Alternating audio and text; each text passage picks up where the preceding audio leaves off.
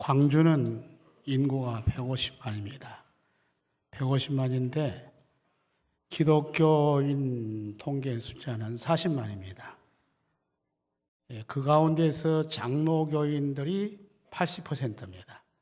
32만 정도 되는데 한장총이 구성되듯이 광장협이 구성이 됐습니다. 지난 수요일 날 우리 김철봉 목사님께서 장로 목사 세미나를 인도하셨습니다. 제가 이제 광장협의 대표적이 돼가지고 우리 고신교단의 그 목사님의 강의를 꼭 광주 지역에 있는 장로님들과 목사님 부부가 들으셔야 되겠다 싶어서 강력하게 강사님을 제가 추진해서 우리 목사님께서 강의를 하셨습니다. 1시간 반 동안 그야말로 강의를 하셨는데 거기 참석한 모든 분들이 똑같은 생각으로 정말 귀한 사직동 교회이구나 라고 하는 말씀과 또 귀한 우리 총회장님이신 김철봉 목사님이구나 그렇게 같이 공감대를 형성을 했습니다. 저는 이제 대표장으로서 너무 감사한 것은 우리 고신교단은 제가 전라도에서 9개 교회를 개척했는데 그 당시만 해도 개척 당시만 해도 마치 이단과 같은 취급을 받았습니다. 특히 저 같은 경우는 이제 농촌 지역에 8개 교회를 개척하면서 그 지역의 토착민들과 말로 다 할 수 없이 여러 가지 어려움을 감내하면서 교회를 세웠기 때문에 그것을 체감한 사람이기 때문에 더더욱 잘 알고 있습니다. 그런데도 이제 광주에 가서 이렇게 하나문광교를 개척하고 원로 목사가 되면서 또 대표회장을 같이 금년 6월까지 하게 되는데 그래서 이제 우리 김 목사님, 총회장님 모시고 이런 고신교단의 신앙정신과 목회 철학을 여과 없이 잘 말씀을 하셨어요. 얼마나 감사한지 모르겠어요. 처음에 임원들이 반대했습니다. 요새 모이지도 않고 제일 말 잘 안 듣는 사람들이 목사, 장로인데 집회 해봤댔자 경비만 들어가지 안 된다. 막 그렇게 얘기했지만 저는 한 사람이라도 우리 고신교단의 신앙정신과 목회정신을 꼭 심어줘야 되겠다 해서 했는데 결과는 어떻게 됐습니까? 그분들이 참 좋은 프로그램이 됐다고 했습니다. 제가 말씀을 드릴 이유가 있습니다. 너무 좋은 교회, 사직동 교회, 너무 좋은 목사님, 우리 김철 목사님 모시고 계신 여러분은 행복하고 여러분 각자가 그야말로 하나님이 기뻐하시는 성도님인 것을 스스로 인정하시고 스스로 축하하시고 꼭 기억하시라고 부언설명을 하게 됩니다. 너무 감사합니다. 요새는 웰빙 시대가 돼가지고 유효기간이 끝나면 잘 안 마시지 않습니까? 근데 제가 은퇴한 사람이 유효기간이 지났잖아요. 근데 와서 설교를 허락하신 장로님들, 당회원 여러분들 감사드리고요. 또 이렇게 귀중한 자리에서 무슨 설교를 할까? 제가 어제도 자다가 3번이나 일어났습니다. 1부, 2부 예배를 드렸고 3부 예배는 조금 마음의 여유가 있습니다. 왜냐하면 주차장에 시간이 촉박하지 않으니까 좀 여러분들에게 부담 없이 설교를 하겠습니다. 제 인생의 터닝 포인트가 창세기 12장 1절에서 4절입니다. 저는 동산교회, 여러분이 잘 아시는 동산교회 장로 출신인데 3대 장로로서 섬겼는데 40대까지 열심히 장사하고 열심히 사업해서 교회를 최선을 다해서 섬겼던 사람입니다. 그건 제가 지금도 생각해 보면은 너무 감사해요.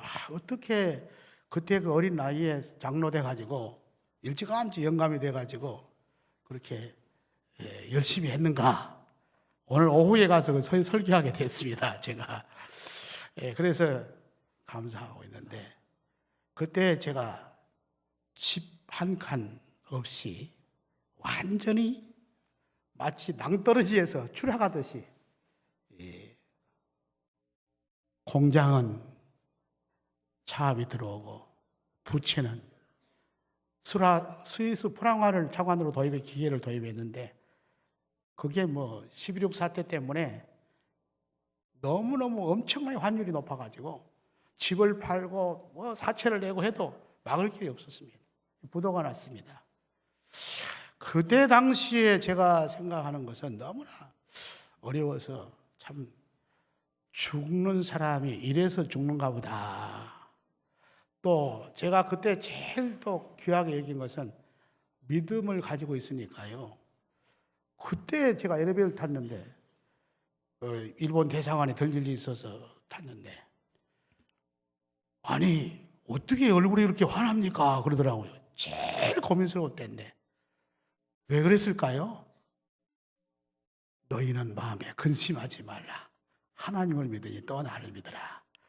믿음이 거기에서 가장 저에게 결정적인 결단을 하게 했고 기도하고 금식하고 약물이 돌아보고 그런 일을 하게 됩니다. 그래서 그때 제 그 터닝 포인트가 됐던 창세기 12장 1절에서 4절 그 제목이 우리 사랑하는 김철우 목사님 섬기시는 이 사직동 교회에 모처럼 주신 기회를 내가 무슨 설교 하겠나 이 설교 해야 되겠다 싶어가지고 15분 동안은 설교하고 15분 동안은 영상을 비춰드려서 그걸 살아온 것을 축약한 그 내용들을 보여드리려고 합니다. 왜냐하면 그건 사실을 인정할 수 있는 근거가 되기 때문에 그런 겁니다. 자, 그러면 먼저 아브라함의 신앙은 우리의 믿음의 조상이고 정말 아브라함의 믿음은 모든 만민을 복되게 하는 자리에 그리스도 예수 안에서 구원받는 그 놀라운 영적인 후손된 아브라함의 후손인 저와 여러분이 꼭 기억할 말씀이 아니겠습니까? 그래서 아브라함의 믿음의 공식을 제가 저 나름대로 세웠습니다.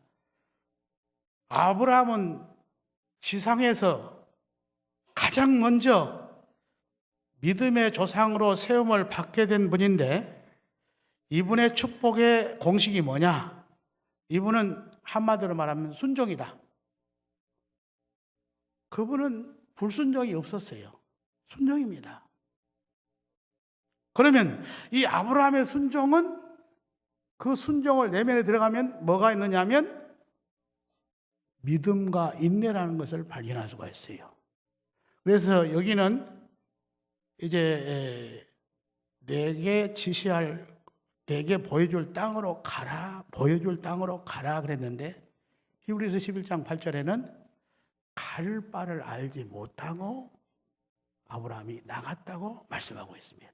그러니까 보여주면 보여주니까 내가 그걸로 가면 되겠네 라고 그렇게 할 수 있는데 보여주지도 아니하고 가라고 하시고 떠나라고 하실 때에 그게 쉽지 우리가 지금 상식적으로 생각해 봐도 어려울 터인데 그때 고대 사회에서 4,000년 전의 사회에서는 그게 어떻게 가능할 수가 있을까? 그러나 하나님의 은총을 입은 아브라함은 믿음을 따라서 갈 바를 알지 못했는데도 나갔습니다. 그래서 그 제목을 저는 그렇게 정한 거예요. 내게 보여줄 땅으로 가라. 저와 여러분은 앞에 무엇이 보이니까 환하게 열려지니까 가는 거 아니잖아요. 대부분의 우리의 삶 속은 내일 일은 난 몰라요 라고 하는 안희숙 여사님이 부르셨던 그 사모님이 부르셨던 그 노래와 같이 내일 모르지 않습니까? 오늘 밤에 어떻게 될지 아무도 모르잖아요. 그러한 불투명한 인생길을 가면서 하나님의 말씀을 순종한다는 것은 그야말로 그가 확실한 믿음이 없이는 불가능하고, 그 믿음에도 그 속에 인내하는 믿음이 없이는 어떻게 그런 열매를 맺겠는가 라고 하는 것입니다. 사랑하는 성도 여러분, 여러분이 지금 어렵고 힘들 삶을 사신 분도 계실 것이고, 참 죽고 싶다, 그런 생각을 가지고 계신 분도 있을 수 있습니다. 그런데 아브라함을 바라보시고, 아브라함을 아브라함 되게 하신 주님을 바라보시고, 여러분은 갈 바를 알지 못하더라도 믿음의 약속을 따라서 약속을 순종하면서 나가시기를 주의 이름으로 축원합니다. 그러면 아브라함 얘기를 조금 더 하죠. 첫째, 아브라함은 불러졌다는 거죠. 우리는 우상 종교와 같이 찾아가는 종교가 아닙니다. 여러분, 한 분도 주님이 부르시지 않고는 여기에 오실 분이 없어요. 어떤 통로를 통해서든지 주님이 여러분을 부르셨기 때문에 여기에 앉아 계신 것을 확실히 믿으시기 바랍니다. 그 부르심은 인간 권력의 집단인 청와대에서 부른 것도 아니고, 시한부 인생을 사는 인간이 무슨 방백이 부른 것도 아니고, 천지와 만물을 만드시고 우리의 허물과 죄로 죽었던 우리를 살리신 주님의 보혈을 흘리신 주님이 여러분을 부르셨습니다. 그런데 고린도전서 1장 28절에는 주님의 부르심은 어떤 부르심입니까? 이렇게 말씀합니다. 세상에 천한 것들과 멸시받는 것들과 없는 것들을 부르셔서 있는 것을 피하게 하신다고 그랬습니다. 세상 사람들은 기고만장해서 빌딩이 있다, 뭐가 있다, 뭐 자랑하죠. 물론 자랑거리죠. 예. 그러나 사실은 그것이 아무리 많았다 할지라도 우리의 궁극적인 삶의 본질이 뭡니까? 주님으로 인해서 죄사함 받고 주님을 따라 천국에 들어가서 영원히 사는 축복이 저와 여러분에게 있으니 이보다 더 큰 부르심이 어디 있겠습니까? 저는 그전에도 소개를 해드렸습니다마는 요한복음 5장 24절 이렇게 말씀합니다. 주님이 말씀하시죠. 내 말을 듣고 나 보내시는 이를 믿는 자는 영생을 얻었고 심판에 이르지 아니하나니 사망에서 생명으로 옮겼느니라. 여러분은 이미 승리자이고 축복받은 분들이고 이 세상에서 어떤 시련과 역경과 환난, 풍파가 있다 할지라도 자신 있게 살아갈 수 있는 배경이 있고 거리가 있고 기틀이 확립되어 있던 분인 것을 확신하시기 바랍니다. 아까 부른 찬송, 제가 가장 어려울 때 제일 많이 불렀던 찬송입니다. 고요한 바다로 초청고해야 할 때 주님에게 순풍 주시니 참 감사합니다. 큰 풍파 일어나 나 쉬지 못하나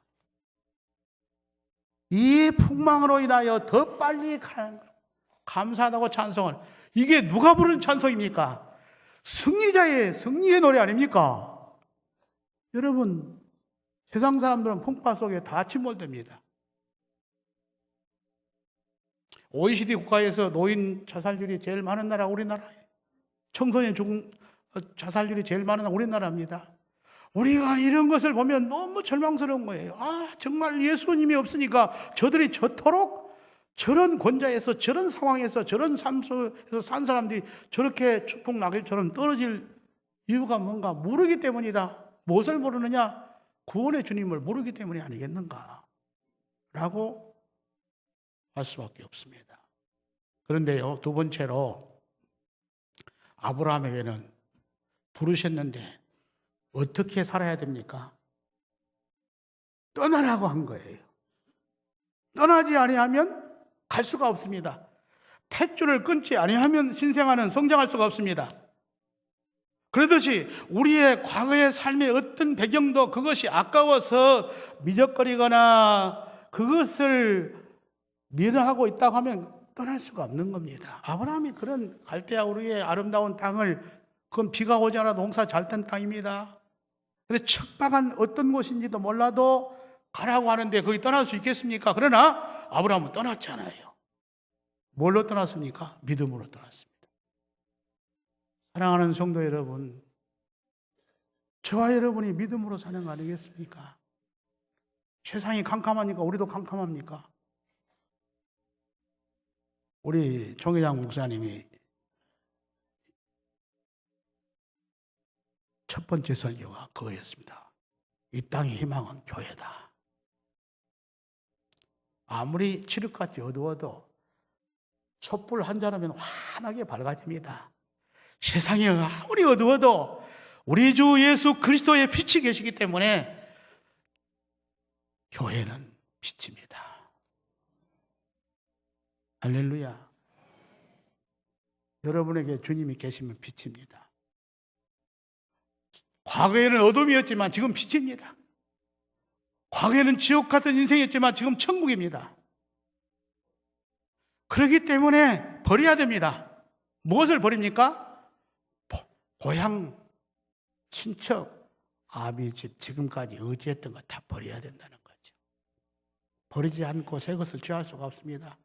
돌을 준 자는 황금을 잡을 수가 없어요. 그렇기 때문에 우리가 미련 두고 버리지 못한 것을 버려야만, 아브라함처럼 순종의 자리에 나가야만 하나님이 아브라함의 축복을 받게 하고 아브라함의 삶을 살아갈 수 있도록 역사해 주실 줄로 믿습니다. 약속하셨습니다. 뭘 약속했습니까?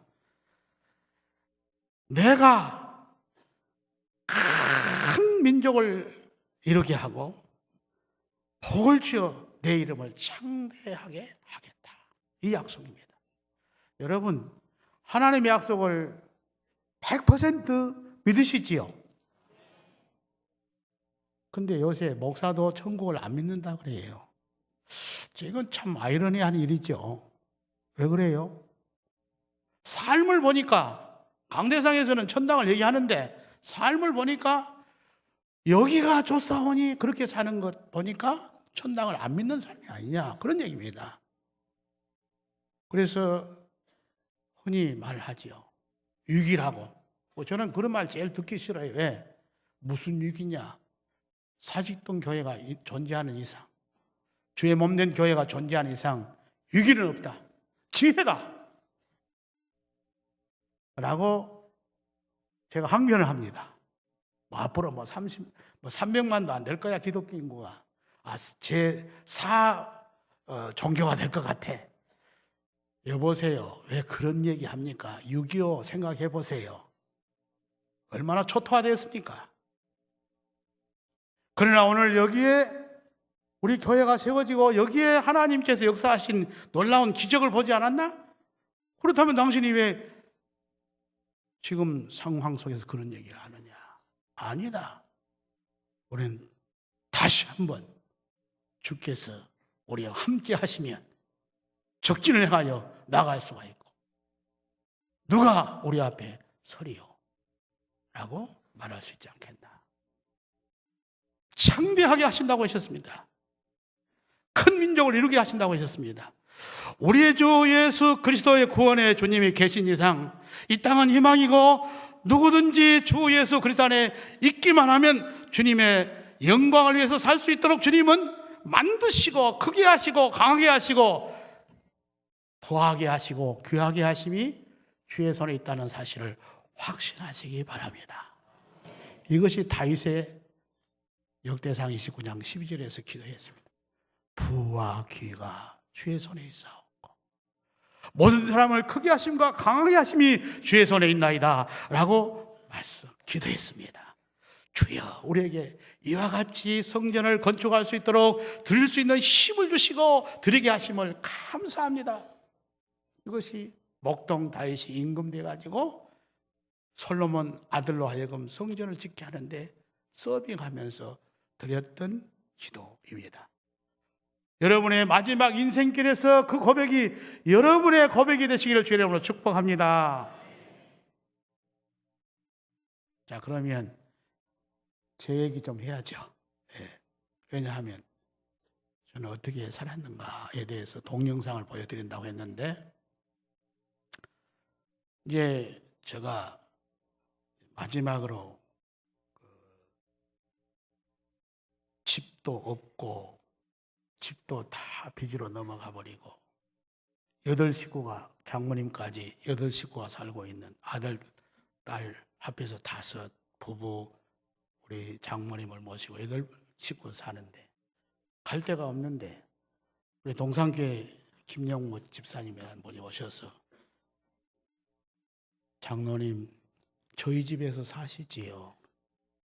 제가 너무 죄송해서 참 성의는 감사합니다만 저는 절대로 못 갑니다. 장로로서 제가 그렇게 구겨진 삶을 살 수가 없습니다. 제가 고향 땅 공장 사택으로라도 갈 테니까 제발 저를 그대로 두세요. 이분이 사흘을 쫓아왔어요. 그래가지고 결국은 성도님들이 이삿짐을 다 싸가지고 옮겨서 그때부터 제가 2년 동안 이제 그때 교회 우리 사역자 목사님이 안 계셨습니다. 제가 시무장로로서 이제 할 일이 없으니까 계속해서 신방을 하고 그랬어요. 근데 마지막으로 이제 그 사는 사람들이 얘기해요. 장로님은 목사가 되면 좋겠다고. 그래서 제가 나는 4가지 이유 때문에 못 돼요. 첫째는 내가 못된 이유가 첫째는 뭐냐 하면은 이 사업에 망해버린 사람이 물론 국가의 별난에 11.6 사태에 의해서 됐지만 역시 그게 실패는 실패니까 뭐 목회자 해가지고 뭐 먹고 호구지책을 하기 위해서 목사가 된다. 이건 나는 어떻게든지 성공적인 사업을 해가지고 성공적인 목회자가 된다는 것은 그건 있을 수 있어. 그런데 있을 수 없다. 나는 못하겠다. 그거고요. 2번째로는 어마어마한 부채를 어떻게 정산하는 거예요. 무슨 소득이 있어가지고 뭐 서빙을 할 수 있고 뭐 교회를 개척할 수 있다고 하면 되겠는데 그것도 안 되잖아요. 빚잔치 할 수도 없고. 그래서 사채나 은행 빚이 있어가지고 차압이 된 상태인데 안 된다 이거. 3번째로는 누가 40이 넘는 전도사를 가져다가 우리 교회에 맡아주세요. 8식구인데 이게 말도 안 되는, 누가 아무리 상식적으로 생각해도 불가능하다는 거죠. 이제 불가능하다는. 4번째로는 제가 겨우 초등학교 졸업하고 중학교 졸업한 거 끝이요. 그래서 내가 중학교 졸업해가지고 대학을 간다고 있을 수 없는 얘기예요. 이거 불가능, 현실적으로 다 불가능한 거예요. 전부터 4가지가. 그래서 이제 계속해서 이제 뭐 대책이 없으니까 금식하고 기도하고 철야하고 이제 막판에는 집사람하고 약속을 했어요. 야복강에서 야곱이 기도했지 않냐. 우리가 이렇게 남의 성모님이 가져다 주는 반찬, 연탄, 무료로 화장실도 사용하고 새도 안 주고 살고 이래 기생충같이 살아서 되겠나? 하나님의 뜻이 무엇인가? 결판을 내자. 그래가지고 둘이 이제 기도하고 약속을 했어요. 무슨 약속이냐? 오늘 밤에 야곱처럼 씨름하자. 하나님이 뭐라고 말씀하시는가를 응답대로 움직이자. 내일 당장. 그래 밤새도록 기도했죠. 여러분 절벽에서 떨어질 때 나무 뚱치라도 하나 붙잡으면 그거 놓겠습니까? 야복강에서 아마 환도뼈가 부러진 그 야곱이가 그렇게 기도했을 것 같아요. 기도했어요. 근데 응답이 왔어요. 할렐루야. 뭐라고 한 줄 아세요? 감동으로. 고려파 장로가 뭐 신비주의자 아닙니다. 창세기 12장 1절에서 4절. 아브라함처럼 가라는 거예요.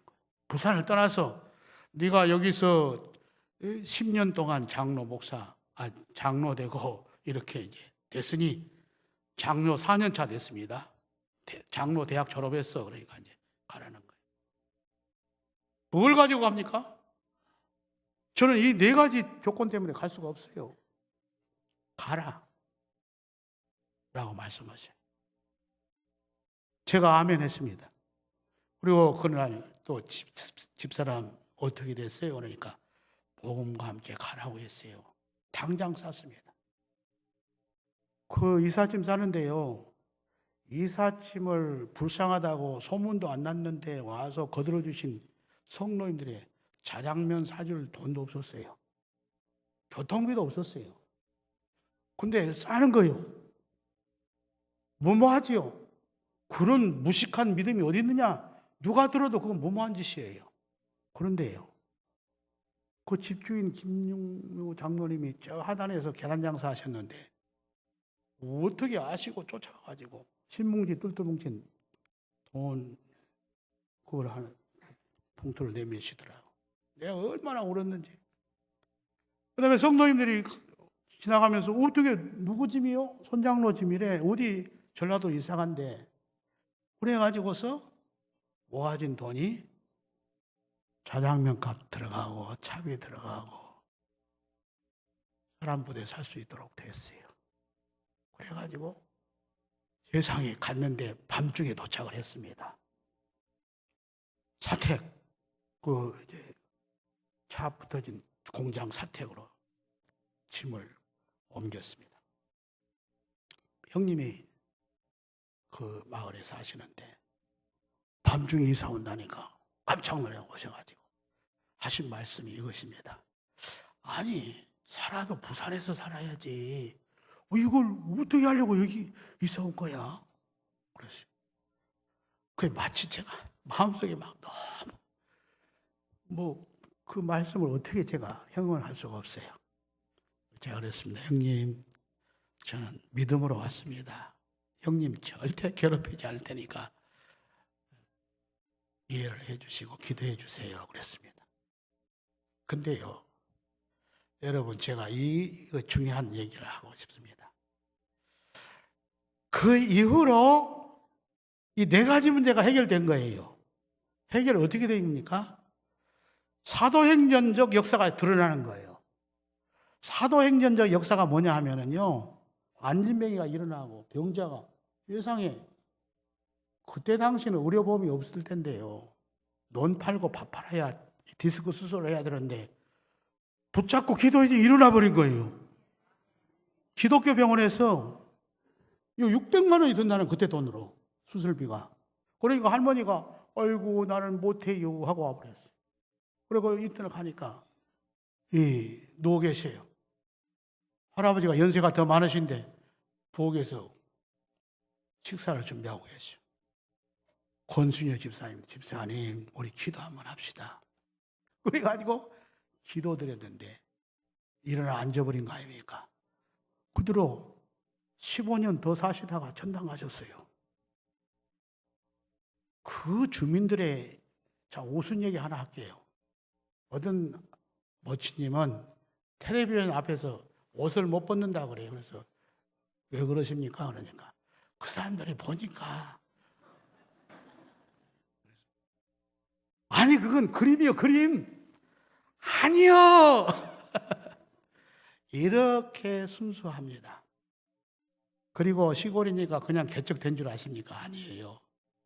얼마나 토착 우상이 심한지 당산나무 당산제니라고요. 그러니까요. 반대하면 어쩐 줄 압니까? 제가 가서 뭐라고 말할 필요 없어요. 하나님이 먼저 손을 다 보시는 거야.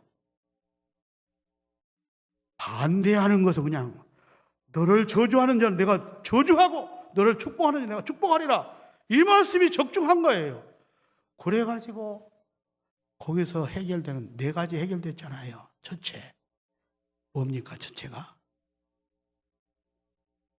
기도하는데 하나님 말씀하신 거야. 한 영혼이 천하보다 귀하다라고 하신 거예요. 그 말씀 얼마나 설교 많이 하고 그렇습니까? 그 가치를 우리가, 저는 얼마나 연보해가지고 하나님 앞에 개척교회하고 목사님들 생활비, 장로로서 물질로 섬기는 것이 최고다라고 생각을 했어요. 그런데 영혼 하나 구원이 천하보다 귀하다는 것을 그때 가르쳐 주신 거예요. 완전히 내 마음 바뀌어져 본 거예요. 옳습니다, 하나님. 할렐루야입니다.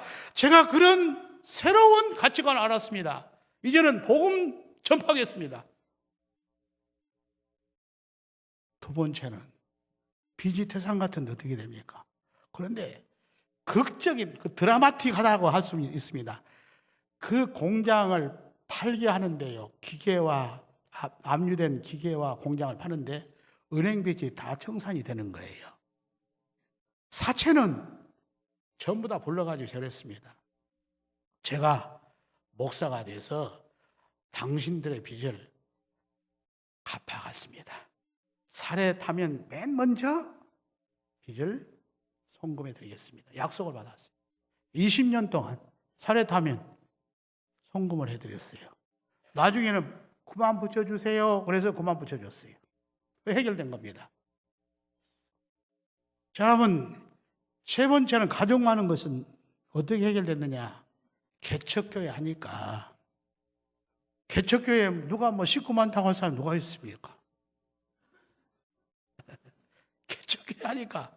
제가 다른 데 어떤 교회, 사시던 교회 같은데 무슨 지원서 냈으면 식구가 며칠에? 당장에 그런다고 얘기가 나왔을 거예요. 근데 개척교회 하는데 누가 식구 많다고 할 사람도 없어요. 그래서 개척교회만 한 거예요. 네 번째, 학력은 어떻게 했나? 학력은 하나님께서 머리를 주시니까, 머리도 하나님이 지으신 아주 좋은 머리를 주셔가지고 3년 공부를 2개월 만에 끝냈습니다. 대학 검정고시 당당하게, 그것도 평균 점수 90점으로 합격했어요. 그러니까 해결 다 되는 거 아닙니까?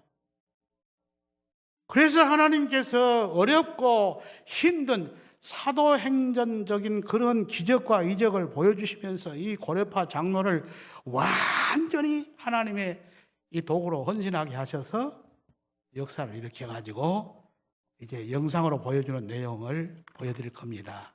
근데 제가 이제 여러분에게 말씀드리려고 적어왔어요. 우리 처가가 4남매입니다. 그리고 저가 7남매인데 11남매의 후손들이 제가 예수 믿고 참 11남매의 저의 아내도 마찬가지고 저도 마찬가지고 첫 번째 예수 믿어가지고 주님을 증거했는데, 그때 이제 우리 사직동 교회 성도 여러분에게 말씀드리려고 제가 쭉 빼봤어요. 목사가 8명, 선교사 1명, 전도사 2명, 장로 5명, 목사 3호 3명, 권사 2명, 안수집사 3명, 그 외에는 서리집사.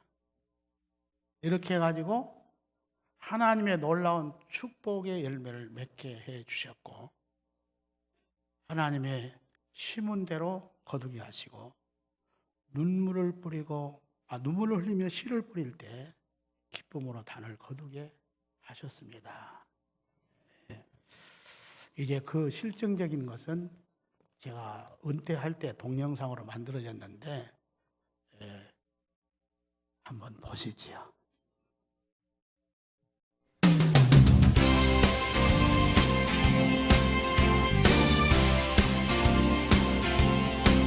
손종기 목사님의 발자취.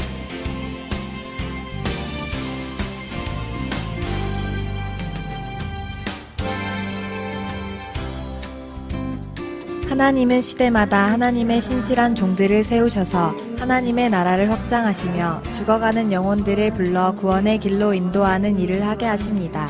손 목사님은 복음의 불모지 전북 남원군 대강면 생암리 3구 생사마을에서 1943년 8월 29일 아버지 손창섭 씨와 어머니 김혜순 여사 사이에서 2남 5여 중 4번째 둘째 아들로 출생하셨습니다. 1966년 8월 28일 베트남 전쟁에 참전하여 4년간의 군생활과 미국인 회사 빈넬 기술사원으로 근무 중에 복음을 듣고 주님을 영접하여 신앙생활을 하다가 귀국 후 1969년 12월 5일 이영희 여사와 결혼, 스라의 2남 3녀 5남매를 하나님의 기업과 상급으로 받게 되었습니다. 결혼 후 부산 동산교회의 서리 집사로 충성을 다하여 1976년 12월 14일 만 33세 나이로 부산 동산교회 3대 장로로 장립을 받아 자신의 장로 장립을 감사드리고자 1977년 8월 1일 고향 마을에 광덕교회를 건축해 하나님께 헌당하여 드리고 1978년 하나님의 부르심을 받아 전도자의 길을 걷기로 하고 부산 장로회 신학교 합동 측에 입학하셨습니다. 1988년 광신대학 전신인 광주신학원 대학부를 제10회로 졸업하시고 1992년 고려신학대학원 제45회기로 졸업하여 강도사 인허를 거쳐 1993년 전라도회에서 목사 임직을 받게 되셨습니다. 손 목사님의 선교 열정은 불타는 가슴이 되시어 1979년 제2고향 땅 곡성군 삼기면 농서리에 실성대 교회를 개척, 1992년 5월 31일까지 13년을 전도사와 강도사로 섬기셨습니다. 이 13년 심우 기간 동안 구름다리 교회, 견면중앙교회, 민정교회, 연합교회, 곡성은광교회, 남원 시민교회를 개척하시고 상기 교회들의 교역자 파송과 후원자를 모아 지원하셨습니다. 이후 조재태 목사님의 인도와 광주은광교회, 서울시민교회와 김철복 목사님, 서울 둥촌교회와 박현지 목사님, 최일영 목사님의 자녀로 구성된 염광선교회의 기도와 물질의 지원을 받아 1992년 6월 9일 하남은광교회를 개척하게 되셨습니다.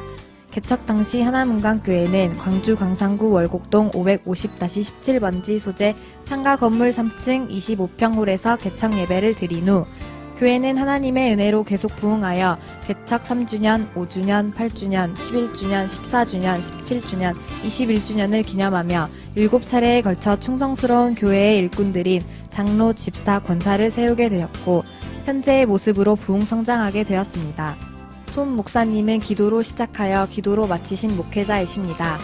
먼저 목회 기간 동안 매달 1일부터 7일까지는 여리고 작전 새벽 기도회를 실시해 오셨고 1996년 10월 11일에는 전북 남원시 산동면 목동리산 103번지 소재이며 4,200평을 교회 소유로 등기하고 중심 지점에 갈매상 기도원을 세우고 1997년 6월 10일에서 18일간 중국 길림성 매화구시 소재 교포교회인 신흥교회를 방문하여 교육관 구입 헌금을 전달하고 길림성 매화구시 고성교회를 지원하게 되셨습니다. 또한 손 목사님은 복지 목회에 관심을 가지시고 복지 목회를 준비, 낮에는 목회, 밤에는 조선이공대학과 초당대학교 사회복지과를 졸업하시고 아동복지, 노인복지에 필요한 사회복지사 자격을 취득하여 아동과 노인복지시설 운영에 학문적으로 필요한 내용을 터득하셨으며 2006년도에는 노인복지와 지역교회의 역할이라는 주제 논문으로 미국 캘리포니아주 소재 에반겔리아 대학에서 목회학 박사학위를 취득하셨습니다. 이외에도 손 목사님은 소외된 이웃과 다문화 가정을 가슴에 품으시고 1997년 6월 1일부터 지난 2011년 말까지 14년 동안 예배당 내에 외국인 근로자들의 예배 처소를 마련하고 외국 선교센터로 활용하도록 건물을 무상으로 사용하도록 했으며 2001년부터 14년 동안 성탄절마다 외국인 근로자 초청 성탄 축하 기념 음악회를 외국인 선교사와 협력하여 개최하시고 외국인 근로자와 다문화 가정을 그리스도의 사랑으로 위로했습니다. 더불어 행복한 홈스쿨 지역 아동센터를 세워 한부모 자녀, 조손 가정 자녀, 저소득층 자녀 교육을 지도하고 2004년 노인 재가복지, 소망 노인 복지를 설립하여 지역의 독거 노인들을 보살펴드리고 2011년 11월 1일부터는 재가복지시설 엘린문화센터를 건축하여 소망사랑 노인요양 공동생활가정시설을 인가받아 거동이 불편하여 와병 중인 18명의 노부모님들을 그리스도의 사랑으로 돌봐드리고 있습니다. 2013년 12월에는 다세대 복지주택을 건축하여 교역자 사택 4개소와 다세대 16세대가 입주하여 거주하고 있습니다. 이러한 아름다움 섬김의 사역은 하나님의 크신 은혜였으며 이 은혜의 하나님은 손 목사님이 심우하신 22년의 섬김의 기간 동안 계속되었는데 손 목사님은 전라노예를 위해서 노회장으로 2번 섬기시고 국제기아대책기구 광주지부 이사와 광산지부 회장을 역임하셨으며 광주지역 장로교회 협의회 대표회장으로 지역사회를 위하여 은퇴 후에도 계속 일하고 계신 중입니다. 금년 64회 총회까지 총회의 총대로 15년을 섬기실 뿐 아니라 총회유지재단 이사회 서기와 총회 섭외원장을 2번 맡으셨고 은퇴 후에도 총회 사회복지위원회 자문위원으로 섬기고 계십니다. 살펴보신 대로 손 목사님은 짧은 인생을 가장 효율적으로 하나님께 헌신하신 분으로 오늘은 정년을 맞이하여 내외 기빈들과 성도 여러분들을 모신 가운데 하나문강교회 원로 목사로 추대받으시고 추대식을 받기에 이르셨습니다.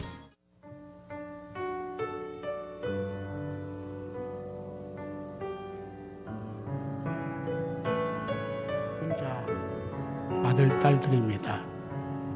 호주에 있는 목사 부부만, 손녀만 참석 못하고 피아노 치는 친구는 저희 큰 자보가 지금 피아노 치고.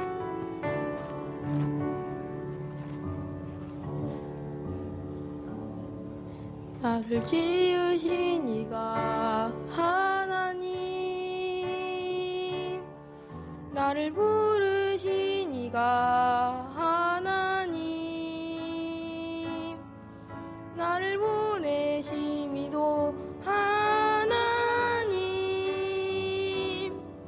나의 나 된 것은 다 하나님 은혜라. 달려갈 길 다 가도록 나의 마지막 곧 다하도록 나로 그 십자가 품게 하시니 나의 나 된 것은 다 하나님 은혜라. 예, 끝내주시죠. 사랑하는 성도 여러분, 하나님은 여러분을 사랑하시고 계시고 여러분이 하는 모든 삶의 현장에서 아름다운 삶을 살기를 갈망하시고 복 주시기를 원하십니다. 세상 끝날까지, 여러분이 주 앞에 설 때까지 여러분의 수고는 헛되지 않습니다. 주님은 말씀하셨습니다. 너희의 수고가 결단코 헛되지 아니함이라. 고린도 전서 15장 28절에 말씀하셨습니다. 계시록 14장 13절에는 주 안에서 죽는 자가 복이 있다 하셨고 성령께서 그래하다 하시고 그들의 행한 일이 따릅니다 그랬습니다. 지상교회의 헌신은 천상교회와 연결이 되어 있습니다. 여러분의 포지션이 어떤 포지션입니까? 천국에 그대로 이어진다는 사실을 명심하시고 우리 김 목사님 모시고 충성, 봉사, 헌신하기를 주의 이름으로 축원합니다.